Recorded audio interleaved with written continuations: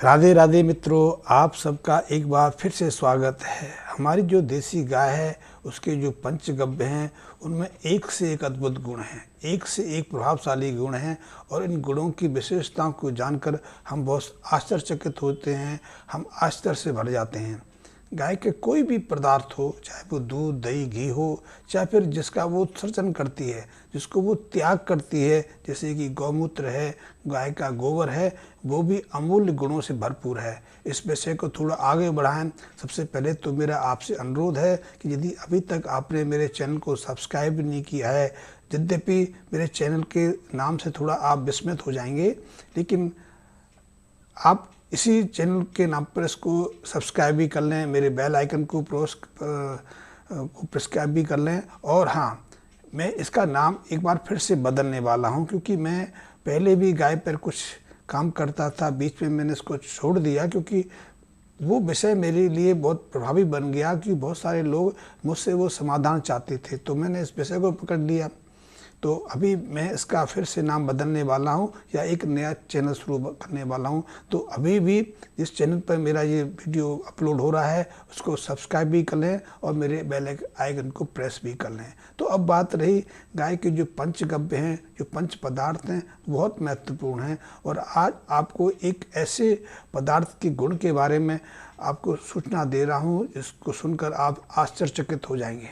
आपने सुना होगा कि आज थोड़ी सी हवा चलती है, थोड़ी सा तूफान आता है, बारिश होती है तो सैकड़ों बड़े बड़े वृक्ष अचानक गिर जाते हैं। बड़े बड़े पेड़ जो कई कई दशक से खड़े रहते हैं अचानक उखड़ के गिर जाते हैं, सड़कें रोक लेते हैं, कई लोगों के मकान पे गिर जाते हैं, कई की कारें दब जाती हैं। इसके कारण कई लोगों को दुविधा भी रहता है और फिर जान भी गंवानी पड़ती है। लेकिन पहले ऐसा नहीं होता था। आज भी हम देखते हैं कि यदि हमारे गाँवों के आसपास कोई पुराना सरोवर है, पुराना कोई तालाब है या फिर कोई नदी तट है, वहाँ अभी भी सैकड़ों वर्ष पुराने वृक्ष आज भी अपना अस्तित्व बनाए हुए हैं। उनको वो समस्या नहीं होती। समस्या आती है या तो शहरी क्षेत्र में जो वृक्ष अब अपना अस्तित्व बनाए हुए हैं, चाहे उनको लगने की शुरुआत सैकड़ों साल पुरानी हुई हो, सैकड़ों सालों से वो अपना अस्तित्व बनाए हुए हैं, और पिछले 20-25 सालों में कुछ ऐसा हुआ कि अचानक उनकी जो विकास गति रुक गई। अचानक वो या तो सूखने लगे या उनकी जड़ें खोखली होती चली गई। इसका कारण भी बताऊंगा और वो पहले क्यों नहीं उखड़ते थे उसका कारण भी बताऊंगा। वो मेरे शोध का विषय रहा है और आप इस पर चिंतन मनन करेंगे तो निश्चित रूप से आप आश्चर्यचकित भी हो जाएंगे और अपनी गलती को स्वीकार भी करेंगे। तो आज वृक्ष सहजता से उखड़ने लगे हैं और ये हाल किसी एक जगह का नहीं है। खासकर जो बड़े शहर हैं वहाँ तो ये समस्या बहुत तेज़ी से है ही है। हमारे खेतों के में भी वो खेत जो हरे भरे हरियाली देते हैं, किसानों को संपन्नता देते हैं, किसानों को पर्याप्त फसल उपलब्ध कराते हैं, ऐसे खेतों के मेड़ों पर जो वृक्ष लगे हैं वो भी उखड़ने लगे हैं, वो भी सूखने लगे हैं। आप देखते हो कि आज इस साल आपने किसी वृक्ष की इसी तरह का आनंद लिया, अगले साल वो सूख जाता है, उखड़ जाता है। तो ऐसी समस्या क्यों आ रही है? अचानक हमारे इतने पुराने वृक्ष उखड़ के गिरने लगे हैं। पहले ऐसा नहीं होता था। पहले आज भी यदि आप किसी गांव में जाएंगे, किसी देहात में जाएंगे, ऐसे स्थान पे जाएंगे जो मॉडर्न खेती से या विकसित शहरों से सुदूर कहीं हों, यहाँ अभी आधुनिकता का ज़्यादा प्रवेश नहीं हुआ हो, अभी वहाँ हम मूल अपनी प्राकृतिक ज़िंदगी जीते हैं, तो वहाँ देखेंगे कि अभी भी हजारों साल पुराने वृक्ष हैं। हजारों सालों को आप किंवदंती ले सकते हैं, लेकिन कई ऐसी जगह हैं जहाँ 400, 500, 600 साल पुराने वृक्ष मिल जाते हैं। आप अरुणाचल प्रदेश चले जाएं, आसाम चले जाएं। अरुणाचल प्रदेश में तो अभी थोड़ा बैन लगा दिया है, लेकिन कुछ वर्ष पहले तो वहाँ इतनी शक्ति नहीं थी, इसलिए जंगल के वृक्ष काटे जाते थे। वहाँ बहुत सारे ऐसे जो आराम उद्योग लग गए थे कि वहाँ से वृक्ष काट कर पूरे देश को इम्पोर्ट करते थे, क्योंकि पूरे देश में वृक्ष काटने की बंदिश थी, रुकावट थी। लेकिन उस एक अकेले राज्य में ऐसा कानून नहीं था, इसलिए बहुत बड़ी मात्रा में व्यापारियों ने वहाँ वृक्ष काटे। और उन वृक्षों में ऐसे वृक्ष भी थे जो सैकड़ों साल, हजारों साल पुराने थे, जिनका तना का घेरा कई मीटर था। ऐसे वृक्षों को मैंने स्वयं अपनी आंखों से देखा है। वो हजारों साल तक अपना अस्तित्व बनाए रखे। लेकिन आज हम देखते हैं कि 20-25 साल पुराने वृक्ष, जिनकी आयु तो सैकड़ों वर्ष होती है, जो सैकड़ों वर्ष तक अपना अस्तित्व बनाए रख सकते हैं, वो सहजता से सूख जाते हैं, उखड़ जाते हैं। और ये समस्या सिर्फ पेड़ों के साथ में नहीं है, वनस्पति के साथ में नहीं, ये समस्या हमारे घरों में भी आपने देखी होगी।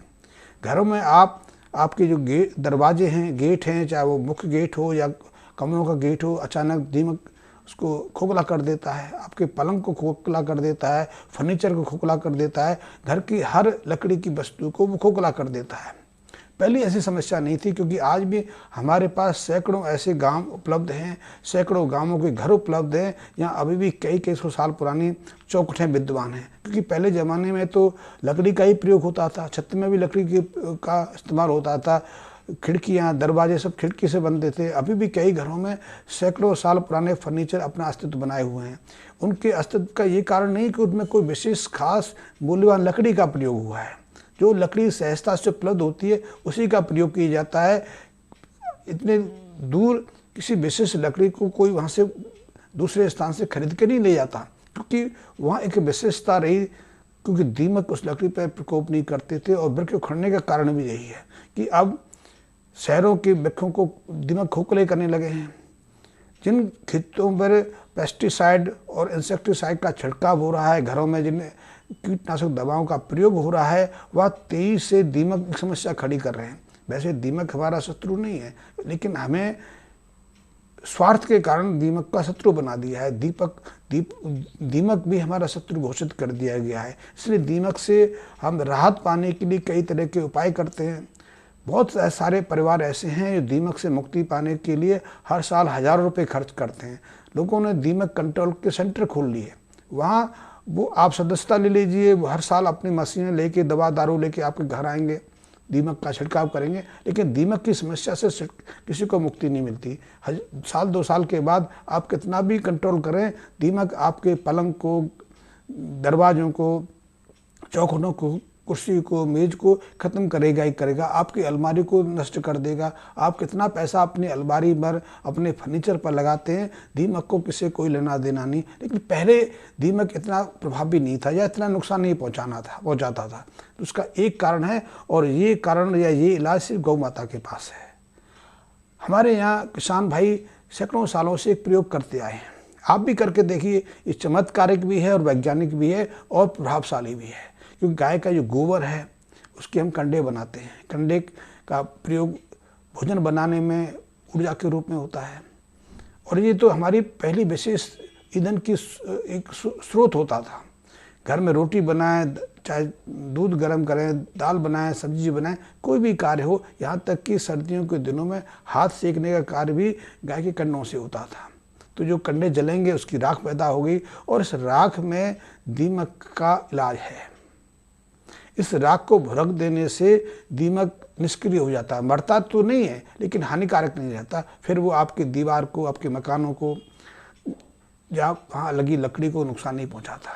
फिर वो आपका मित्र, आपका साथ निभाता है, क्योंकि दीमक का आपके लिए लाभ भी है। जैसे केंचुए का लाभ होता नहीं, केंचुए तो हमने मार दिए, हमने इतनी दवाएं, इतना जहरीले रसायन अपने खेतों में छिड़के कि अब तो केंचुए ही अपना अस्तित्व गंवाने लगे। अब हमें केंचुए खरीदने पड़ते हैं, पहले प्रकृति के उपहार स्वरूप में प्राप्त होते थे।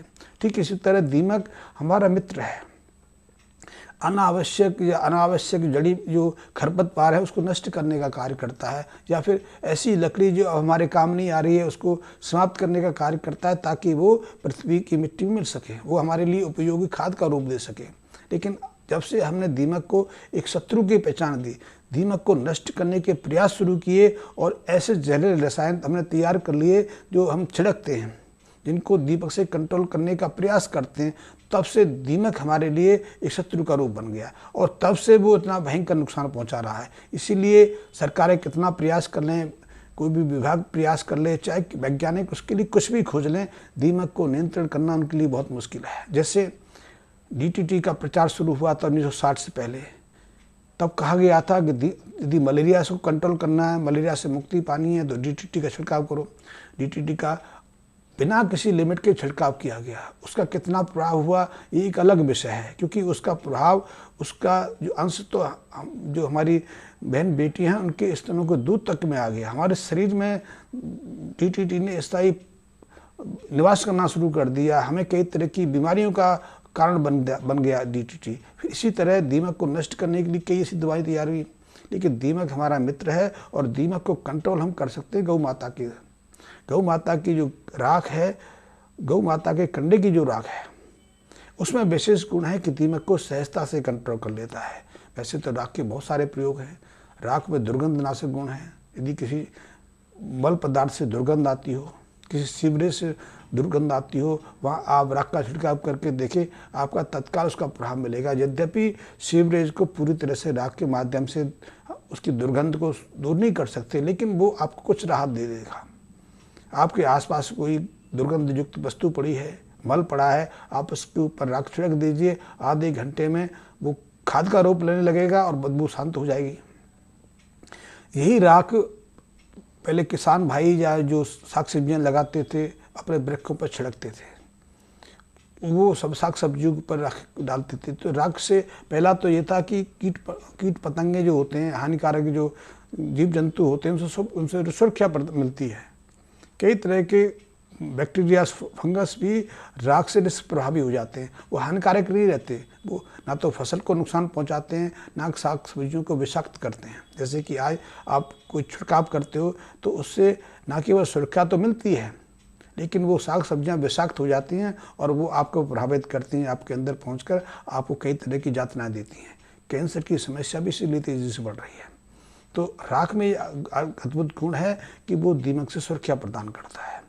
राख में और भी विशेषता हैं, लेकिन यदि दीमक की समस्या से मुक्त होना है और आपने इन वृक्षों को नष्ट होने से रोकना है, जो पेड़ गिर जाते हैं, जो कमज़ोर हो रहे हैं, कमज़ोर इसलिए हो रहे हैं कि दीमक खा रहा है। दीमक ने अपनी जो क्षमता है बहुत तेज़ी से बढ़ा ली है, क्योंकि वो अब आपकी दवा से प्रभावित नहीं होता, वो दवा से स्थान बदल लेता। आप इसमें छिड़काव कराओगे, इसमें इंजेक्शन कराओगे, आप एक जहाँ दीमक का प्रकोप देखते हो वहाँ सुरक्षा दोगे तो वो दूसरी जगह विकसित हो जाएगा और अगले साल पहली स्थिति से ज़्यादा भयानक रूप से प्रकट होगा। तो आप ऐसे जहरीले रसायनों से दीमक के प्रकोप को नहीं रोक सकते। यही स्थिति वृक्षों को भी है कि वो आप घर में थोड़ा निष्क्रिय पड़ता है तो फिर आसपास की वनस्पति को पकड़ता है, ऐसे वृक्षों को पकड़ता है जो सैकड़ों सालों से अपना अस्तित्व बनाए हुए हैं, फिर वो दीमक का शिकार बन जाते हैं और दीमक उन्हें 4-6 महीने में इतना कमज़ोर कर देता है, इतना खोखला कर देता है कि वो हवा का जरा सा भी झोंका नहीं सहन कर पाती, इसलिए सहजता से गिर जाते हैं। जड़ों पर इसका प्रभाव होता है, जड़ें कमज़ोर पड़ जाती हैं, खोखली हो जाती हैं। तो यदि आपको वृक्षों को रोकना है, ऐसी खेती को रोकना है, तो गाय के इस उपाय से आप मदद ले सकते हैं। गाय की राख का प्रयोग करके दीमकों के संक्रमण को भी रोक सकते हैं और ऐसे पेड़ों की जो विनाशता होती है, ऐसे पेड़ों का जो विनाश होता है, उससे भी मुक्ति पा सकते हैं। तो ये गाय माता का ये एक अद्भुत चमत्कार है, अद्भुत प्रयोग है। आप करके देखिए, आपका जो भी परिणाम मिले मुझे बताइए। वैसे आप इसका प्रयोग अपने घरों में कर सकते हैं, अपने खेतों में कर सकते हैं, अपने बाग बगीचे में कर सकते हैं, और यहाँ आपको लगे कि दीमक आपको परेशान करता है, वहाँ इसका प्रयोग करके देखें। वैसे राख का उपयोग कैसे करना है, उसके कई रूप हैं, कई प्रकार हैं, लेकिन सीधे रूप से कोई आप नहीं ज़्यादा जाना चाहो तो सीधा सा राख छिड़कना शुरू कर दीजिए। राख छिड़कने से दीमक से मुक्ति मिल जाएगी। और यदि आपको कोई अतिरिक्त जानकारी चाहिए, अतिरिक्त कोई अनुभव चाहिए, तो इस संबंध में आप मेरे मैसेज बॉक्स में कमेंट्स देके अतिरिक्त जानकारी ले सकते हैं, मुझसे सीधा संपर्क कर सकते हैं। मेरे से व्हाट्सएप संपर्क किया जा सकता है या मेरे फ़ोन पर ही बात की जा सकती है। और मेरे लिए कोई सेवा हो तो निश्चित रूप से बताने का कष्ट करिए। धन्यवाद मित्रों।